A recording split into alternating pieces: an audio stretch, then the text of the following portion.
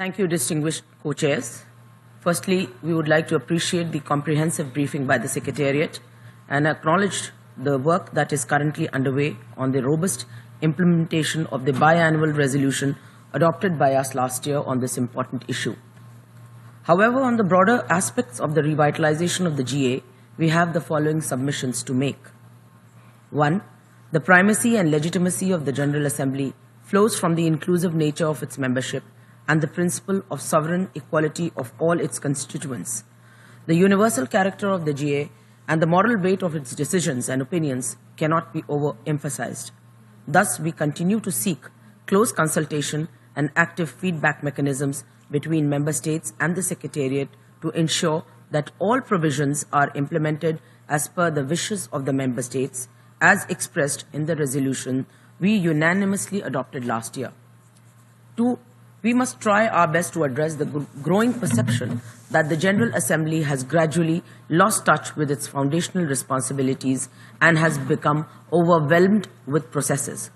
We must therefore work to rationalize and streamline the work of the GA to ensure its effectiveness.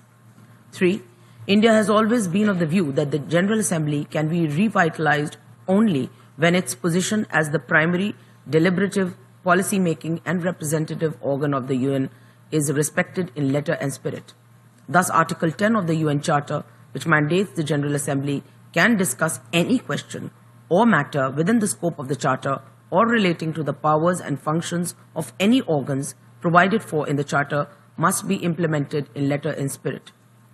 4. The Secretariat must work together with the Member States to ensure that the General Assembly takes the lead in setting the global agenda and restoring the primacy of the United Nations in adopting a multilateral approach to resolve existing and emerging global challenges.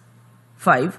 We renew our call for a more effective working method and better and inclusive engagement among Member States during the negotiation processes in the General Assembly, as also reiterated in the GA resolution we have gathered today to discuss.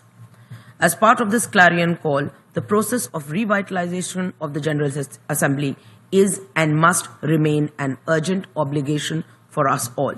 Finally, the process of GA revitalization must be seen as an integral part of ensuring that multipolarity, rebalancing, and fair globalization proceed apace as part of the Global South's call for reformed multilateralism, with reforms of the Security Council at its core.